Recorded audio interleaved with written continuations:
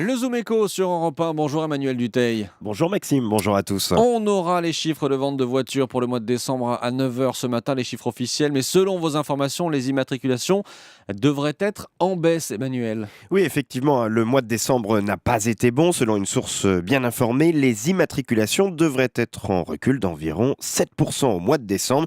Le chiffre exact n'était pas encore finalisé hier soir, mais ça aurait pu être pire. Selon des données que nous avons pu consulter, les immatriculations étaient à mardi soir, c'est-à-dire le 30 décembre, en recul de plus de 10%. Mais il y a eu quelques immatriculations de dernière minute le 31, histoire de sauver les meubles et les primes des vendeurs, m'a-t-on confié. Alors c'est assez traditionnel, c'est tout à fait logique. Tous les constructeurs se gardent des immatriculations un peu sous le coude, qu'ils sortent en fonction ou non de la tendance du marché.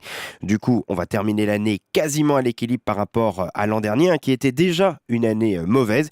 Il n'y a donc pas eu le rebond espéré. Comment est-ce qu'on explique ces difficultés persistantes du secteur de l'automobile ? Bien, les achats de voitures sont très dépendants de la croissance et du moral des Français. Acheter une voiture neuve, c'est un gros achat. Et disons-le franchement, la voiture neuve devient de plus en plus un luxe. Les chiffres parlent d'eux-mêmes.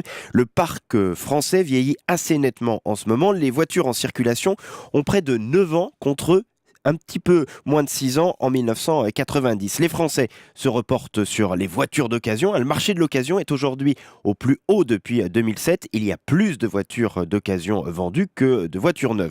Du coup, ce n'est pas c'est assez logique que dans ce contexte, ce sont les constructeurs d'entrée de gamme comme Dacia chez Renault ou Skoda dans le groupe Volkswagen qui sont ceux qui s'en sortent le mieux. On cherche là aussi des voitures plutôt abordables. Le marché auto est aussi à la peine parce que les ventes d'utilitaires sont compliquées. On en a parlé cette semaine ensemble dans ce Zoom, Maxime, des difficultés du secteur du bâtiment. Eh bien là encore, ça a un gros impact sur les ventes du secteur automobile puisque c'est logiquement les professionnels du bâtiment sont de gros acheteurs de camionnettes. Et si je vous suis bien, Emmanuel, ça ne va pas forcément s'améliorer tout de suite. Effectivement, les professionnels s'attendent à un marché quasi similaire en 2015, surtout qu'il y a un effet aggravant en ce moment, c'est toute la polémique autour du diesel. 6 voitures sur 10 en France roulent au gazole et selon plusieurs professionnels, beaucoup de Français en ce moment retardent leurs achats. Ils veulent savoir si le diesel va être encore plus taxé, puis peut-être dans certaines villes tout simplement interdit.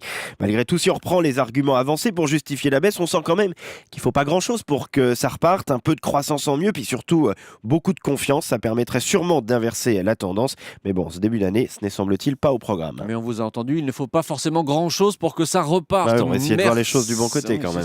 Merci beaucoup Emmanuel Dutheil.